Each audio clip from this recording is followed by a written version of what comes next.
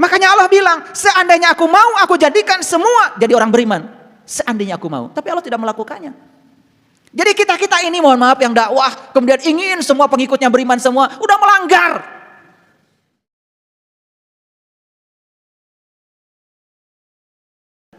Banyak orang yang menyangka dirinya lebih mulia daripada yang lain dan menyalahkan orang lain yang berbeda dengan dirinya. Maka dia tidak punya kemampuan menerima dan menghargai perbedaan. Itulah makanya kan ribut terus. Yang ribut tuh yang suka itu, yang tahu dikit.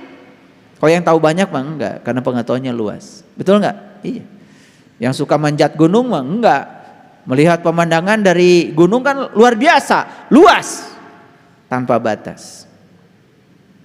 Nah, ada apa sih di dalam? Lihat saya semua. Di tempat tersembunyi yang diberkahi itu ada apa? Ada petunjuk.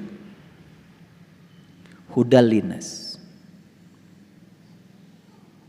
Hudal lil alamin. Ada petunjuk bagi seluruh semesta. Ada apa lagi di dalamnya? Satu, ada tanda yang terang benderang. Dua, ada makom Ibrahim, level Ibrahim, tingkatan Ibrahim. Barang siapa yang masuk rajin ke Baqqah al-Mubarakah, amanlah dia. Wa man dakhalahu kana aminan. Walillahi 'alan nas hijjul bait, dan Allah mewajibkan untuk setiap manusia agar berkunjung ke rumah itu. Ke rumah mana? Rumah awal yang Allah ciptakan untuk berpisahnya manusia. Wa ilaihi sabila manis tato'a ilaihi sabila, bagi mereka yang tahu jalannya, yang tahu caranya. Yang tidak tahu jalannya, tidak tahu caranya, jangan coba-coba. Gitu. Begitu tahu jalannya, tahu kendaraannya, langsung tegar.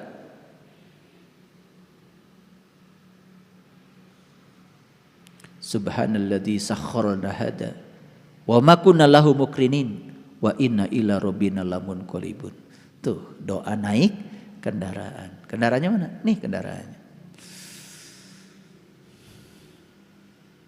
Gitu. Kalau naik kendaraan, naik angkot. Subhanalladzi syakhkhara hada wa ma kunna lahu muqrinin wa inna ila rabbina lamunqalibun. Terima kasih Tuhan sudah mengajarkan bagaimana cara menggunakan kendaraan hebat ini agar aku bisa kembali kepadamu. Wa inna ila rabbina lamunqalibun. Gitu. Hafal ya doa itu? Hafal pasti kalian. Apalagi kalau lagi umroh, lagi haji, apal banget. Di Indonesia nggak pernah naik mobil baca itu.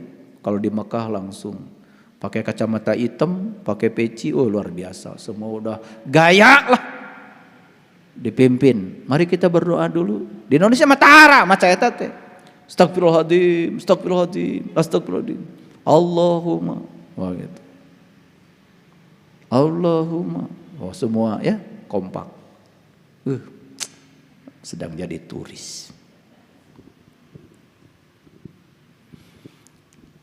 Nah, ketika kita mengartikan doa itu sebagai permintaan dan kita kemudian seakan-akan boleh mengatur-ngatur Tuhan, mengajari Tuhan supaya Tuhan diajari cara yang terbaik menunaikan tugasnya dan supaya Tuhan mengikuti segala keinginan kita. Bayangkan, semrawut nggak kehidupan ini? Bayangkan kalau semua permintaan dipenuhi, semrawut nggak? Semrawut nggak? Semrawut. Coba kalau semua permintaan manusia ingin jadi orang kaya dipenuhi Tuhan saat ini, semrawut nggak dunia? Semrawut. Susah kita. Mau nembok sendiri, ngelas sorangan, genteng bocor sorangan, betul? Sahadat dititah ada benghar sararea. Betul? Coba kalau semua manusia minta sehat saat ini dan dikabulkan, semrawut nggak dunia? Semrawut. Negering, sehat kabeh. Karunya tuh panti pijat, nu datang. Rumah sakit bangkrut kabeh. Betul nggak? Sebaliknya kalau semua manusia minta sakit, tambah parah lagi, gering kabeh, sanu rek ngarawat. Betul nggak? Saya tanya kalian, pintar nggak? Kalau manusia minta sabar sama Allah dan kemudian sabar semua, semeraut nggak semesta ini? Semeraut. Jangan dikira kalau semua sabar, semeraut, macet kabeh jalan. Udah sabar teh ya, cari cing, mangga ti payun. Makanya Allah bilang, seandainya aku mau, aku jadikan semua jadi orang beriman. Seandainya aku mau, tapi Allah tidak melakukannya. Jadi kita ini mohon maaf yang dakwah, kemudian ingin semua pengikutnya beriman semua, udah melanggar. Dan tidak semua manusia jadi orang beriman. Dan kalau Allah mau dijadikan semua beriman, selesai. Tapi jadi semrawut kalau semua beriman. Awas, jangan dikira loh semua beriman tuh jadi semrawut. Apa kalau semua orang baik itu tidak semrawut? Semrawut. Datu ayat tuh, jalmi saya, mun teu saya mah. Betul nggak? Jadi inilah sebetulnya semesta yang sebenarnya, yang oleh kita ditolak. Inilah kenyataan hidup yang sebenarnya. Ayo kita terima. Terima semua orang apa adanya. Yang bodoh terima dengan kebodohannya, yang pintar terima dengan kepintarannya, yang sadar terima kesadarannya, yang belum sadar terima dengan ketidaksadarannya. Kan sederhana, tugas kita cuman nerima saja semua orang apa adanya. Sempurna. Sempurna semesta ini bukan semua jadi orang beriman, nggak mungkin, dan Allah pun tidak melakukannya. Supaya ada pencerahan. Makanya yang pertama, berhenti menyalahkan Allah atas kehidupan kita yang beranak. Buah-buahnya doa abdi teh dikabul ku Allah. Nah Allah tarik abdi mah teu ngadangu. Tuh. Betul? Padahal kita merasakan kehadirannya saja tidak. Lihat saya semuanya. Bapak Ibu, jangan percaya sama orang yang mengajarkan seakan-akan Allah itu membatasi rezeki kita, menentukan nasib kita. Datos ditentoskeun ku Allah cenah abdi mah bagian kieu jadi jelema sangsara ti dituna. Jadi aja tidak ada keinginan untuk berubah. Padahal Allah menyediakan kebahagiaan yang sama, menyediakan rezeki yang sama buat semua orang, sama banyaknya. Kenapa beda? Kita yang ngambilnya berbeda, metodenya berbeda, caranya berbeda, kahayangna beda, semangatnya beda. Batur mah hudang kene urang geus sare.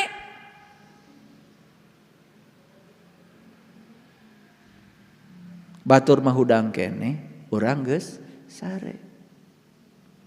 Batur mah geus hudang urang sare kene. Rek teu beda kumaha tuh. Batur mah geus mandi subuh teh. Ieu mah kakara mandi mun diajak. Kang Dadan. Ayo ah. Ke Pak, ibakeula. Ah tinggalkeun we. Enak aja, kudu nungguan jelema mandi. Udah hilang tar rezeki. Betul enggak? Makanya orang tua saya mah dulu ngajarin sederhana kalau ngajarin sama saya. Marane lamun isuk-isuknya mandi. Sanajan moal ka mana-mana mandi. Mun diajak batur resep nu ngajakna. Makanya pagi-pagi sanajan teu ka mana-mana saya mah mandi we. Kayak ngaji teh mandi teh jam 8 kurang saparapat. Da pengajian lagi jam 8. Nah mana hese sih mandi isuk-isuk. Ulangi, berhenti menyalahkan Tuhan atas kehidupan yang beranak. Karena semua kehidupan yang terjadi kita yang mengundangnya. 2, perhatikan. Allah tidak pernah menyalahkan kita dan tidak pernah menganggap kita sebagai orang-orang yang penuh dosa. Kenapa? Karena Allah Maha Pengampun. Allah Maha Pengampun. tidak tersinggungan, tidak gila hormat, tidak ternoda oleh kesalahan-kesalahan kita. Makanya Allah tidak pernah menganggap kita ini sebagai orang yang berdosa. Berapapun banyaknya dosa kita, kata Allah, kalau kamu mau balik kepadaku, gak masalah. Hari ini orang suci mungkin dia punya masa lalu. Hari ini orang jahat mungkin masih punya masa depan. Jangan suka menilai orang. Karunyanya jahat ah. Belum tentu. Siapa tahu 2-3 hari yang akan datang dia jadi orang baik. Hari ini orang jahat, besok lusa mungkin jadi orang baik. Hari ini orang suci mungkin juga punya masa lalu, pernah jahat. Tenang aja. Semua berevolusi kok. Yang ketiga, Tuhan Allah tidak pernah menganggap kita sebagai orang jahat. Gak pernah, sejahat apapun. Kata-kata jahat itu buatan kita kepada sesama kita. Allah tidak pernah bilang begitu. Allah pun tidak pernah menghukum kita kok. Allah cuma mengingatkan kita supaya kita tambah baik. Bahwa diciptakan alam semesta dengan hukum sebab akibat. Begitu kamu mencuri, Allah tidak menganggap kita jahat kok. Allah hanya mengajarkan, ini loh kalau kamu mencuri, kamu ditangkap polisi, dipermalukan orang, masuk penjara. Itu pelajaran yang harus kamu dapat dari mencuri. Apakah jahat? Tidak. Kita yang bilang dia jahat. Allah tidak pernah bilang jahat. Pernah gak Allah bilang jahat sama kita? Ada suaranya gitu, kamu jahat.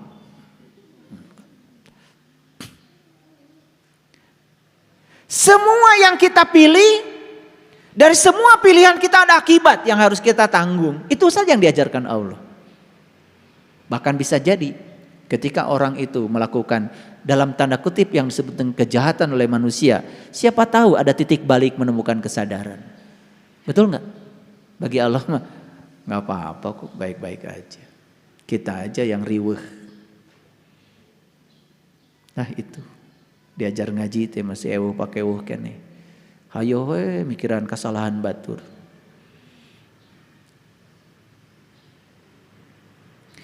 Tuhan hanya menyuruh kita peduli kepada sesama. Dengarkan kata-kata saya. Makanya memuja Tuhan yang paling tinggi adalah peduli kepada sesama.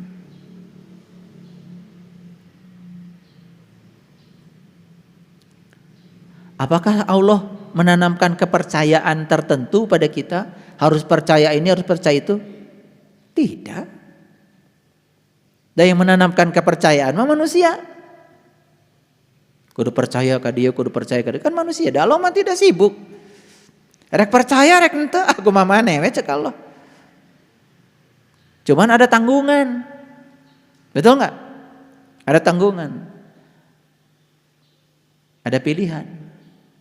Mau percaya, tidak percaya, ya terserah. Allah tidak pernah memaksa. Maka di Quran ada katakan la ikraha fidin. Kan tidak ada paksaan dalam agama. Sugan kudu percaya, lamun kudu percaya, paksaan. Paham? Nah karena tidak ada paksaan, coba apa yang kita percaya itu harus bukti. Lamun teu aya buktina kudu percaya, paksaan.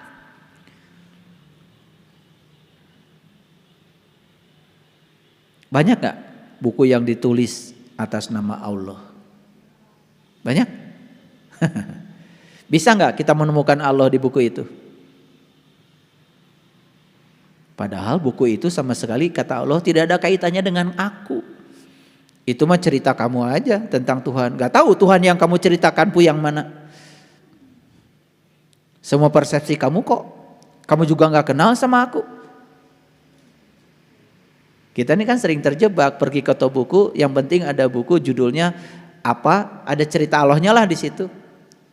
Berdasarkan si pengarangnya. Si pengarangnya pun sebetulnya menyebut Allah, dia juga kata orang. Dia juga tidak tahu dan tidak kenal kepada Allah. Banyak kayak buku kayak gitu. Nah, kalau kita orang awam lihat buku itu, seakan-akan buku itu cerita tentang Allah. Padahal kata Allah, gak ada kaitan dengan aku. Karena semua yang digambarkan di situ tidak ada kaitannya dengan Allah. Misalkan di buku itu diceritakan, cing saha, barang siapa yang baik sama Allah, maka Allah akan berikan pahala. Barang siapa yang durhaka sama Allah, Allah akan siksa. Kata Allah, kada kaitan dengan aku. Aku mah gak kayak gitu. Eta mah ceuk maneh we nulis buku. Aku mah Tuhan yang Maha Cinta. Aku mencintai kalian semua. Agar kalian kembali kepadaku saat kamu melakukan keburukan, kamu belajar menanggung dari pilihanmu. Kan gitu? Agar kembali kepadaku ketika kamu melakukan kebaikan, kamu juga merasakan dampak dari kebaikan yang kamu lakukan. Semua hukum sebab akibat kamu rasakan sendiri. Keren gak? Keren. Gitu, ngaji mah. Kenulah. Rada panjang sedikit ngajinya. Jadi kalau kita ingin mendengar perkataan Allah di mana? Sederhana kok. Lihat perkataannya dalam sinar matahari pagi yang indah. Nih, lihat di luar. Sinar matahari indah gak di luar? Sedang apa Allah? Sedang berbicara kepada kita lewat sinar matahari yang indah. Bisa menangkap pembicaraannya? Coba lihat saya semuanya. Begitu lihat sinar matahari, apa yang terbaik, yang terpikirkan oleh Bapak Ibu? Allah sedang berbicara apa? Dengan sinar matahari ini, aku tumbuhkan semua biji-bijian di bumi yang kamu tanam. Dengan sinar matahari ini, aku bakar seluruh bunga agar mengeluarkan bunga-bunga yang indah. Dengan sinar matahari ini, aku hidupkan bunga-bunga berwarna-warni. Tanpa ada sinar ini tidak ada kehidupan, kata Tuhan. Betul? Sedang bicara enggak Allah? Bisa enggak menangkap bahasanya? Kenapa tidak bisa menangkap? Karena tidak punya pengetahuan. Lihat sinar, sinar aja. Lihatlah perkataannya dalam sebagai bentangan alam yang tanpa batas. Coba malam-malam tengadahkan kepala kita ke ruang kosong tanpa batas, dan kita tidak bisa melihat batas-batasnya sama sekali. Di situ kita mengatakan Allahu Akbar. Ruang tanpa batas ini sedang bicara kepada kita. Bicara apa? Bicara apa? Bicara bahwa aku tanpa batas, aku maha luas.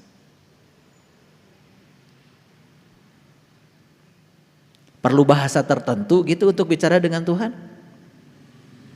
Tidak. Lihatlah perkataannya dalam hembusan angin yang sejuk. Coba. Lagi diam seperti ini. Sir, angin sejuk. Bisa menangkap perkataan Allah di situ? Bisa? Apa kata Allah? Kenapa ada angin? Kenapa ada angin? Apa sih angin itu? Angin adalah udara yang bergerak. Kenapa udara bisa bergerak? Udara bisa bergerak karena perbedaan tekanan udara. Udara bergerak dari yang tekanan tinggi ke tekanan rendah. Kenapa di bumi ini ada tempat tekanan udaranya tinggi, tekanan udaranya rendah? Kenapa? Oh, karena matahari menyinari tanah, menyinari laut. Tanah disinari, lambat menerima panas, lambat melepaskan panas. Air cepat menerima panas, cepat melepaskan panas. Sinar mataharinya sama satu, tapi menyinari tanah dengan air, sifatnya jadi berbeda. Terjadi perbedaan suhu. Perbedaan suhu menimbulkan perbedaan tekanan. Terus ngomong kita, Allah sedang bicara kepada kita. Jadi dari semilir angin saja kita bisa lihat bagaimana af'alnya Allah luar biasa. Kalau tidak ada matahari, tidak ada yang namanya angin. Karena untuk adanya angin harus ada udara yang bergerak. Udara yang bergerak karena ada matahari. Pengetahuan bukan? Kita menemukan kebenaran di situ karena kita punya pengetahuan. Kalau enggak, ya sudah. Aneh aja. Nunggu malam Lailatul Qadar, nunggu angin berdiam katanya. Kumaha? Angin sendiri udara yang bergerak. Angin di mana yang diam? Di alam semesta tidak akan pernah ada angin yang diam. Angin sendiri artinya udara yang bergerak. Makanya ada angin darat, angin laut. Lihat nelayan.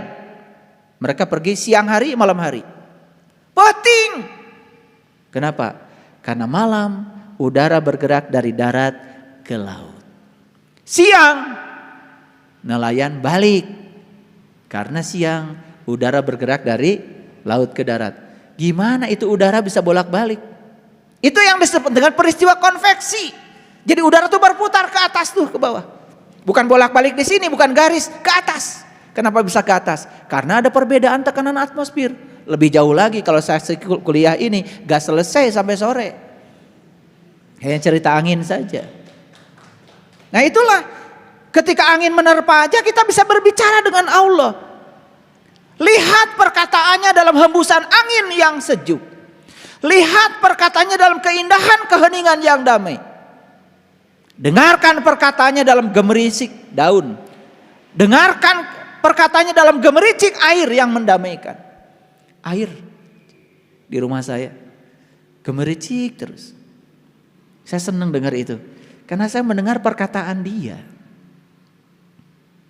Kenapa kok air bisa berbunyi? Coba, pernah berpikir? Loh, kalian nggak pernah mikir. Nah, air itu bisa disada. Kenapa bisa berbunyi? Ketika air mengalir, sebetulnya air itu punya lapisan-lapisan. Satu lapisan dengan lapisan lain bergesekan. Karena akibat bergesekan satu lapisan dengan lapisan yang lain, timbullah bunyi itu. Itu yang disebut dengan viskositas. Belajar sains enggak, belajar agama enggak. Besok-besok sudah jadi penceramah merasa paling benar sendiri. Mulai ya menawar-nawarkan surga, menakut-nakuti neraka kemana-mana. Lucu, dia sendiri belum pernah masuk ke surga nawarin ke orang.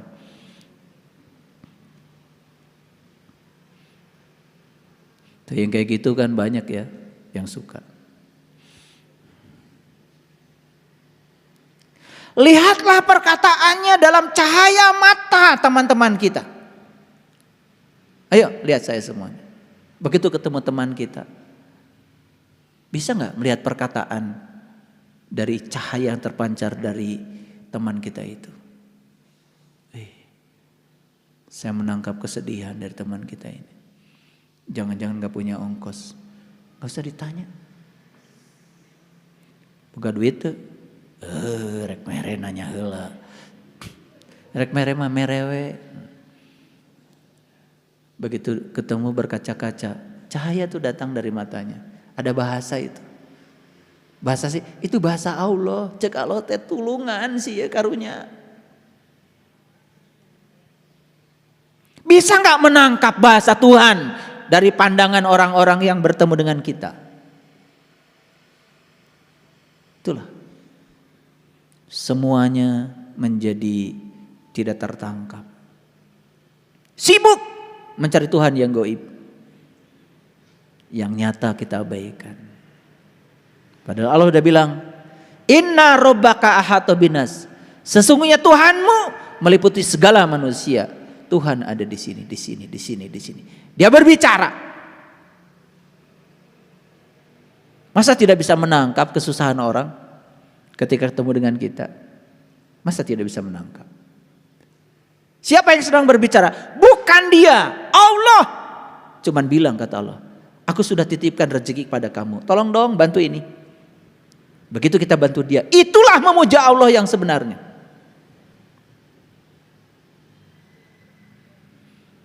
Aneh. Di masjid Allah dipuja, dipuji. Tetapi dengan tetangga gak akur. Di masjid Allah dipuja, dipuji. Sebangsa setanah air saja selalu saja menebarkan perpecahan. Manusia macam apa yang semacam ini? Tidak punya cinta kasih dalam dirinya. Kalau orang sudah kenal kepada Allah, welas asihnya muncul. Bahkan welas asih tidak lagi dibatasi oleh keyakinan dan agama pada siapapun juga.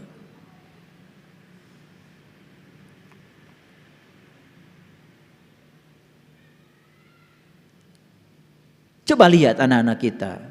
Ajak ngobrol sekali-kali. Tatap matanya. Allah akan berbicara lewat matanya anak kita. Mungkin saja anak-anak kita saking hormatnya kepada kita. Ada sesuatu tak terkatakan. Tetapi bahasa mata di dalam dirinya bisa kita tangkap. Betul? Masa? Udah lama kita punya anak gak kenal-kenal sama anak kita. Udah lama kita punya pasangan hidup gak kenal-kenal sama pasangan hidup kita. Pengennya apa masa tidak tertangkap? Kan pesannya sederhana. Karena kita harus peduli pada mereka.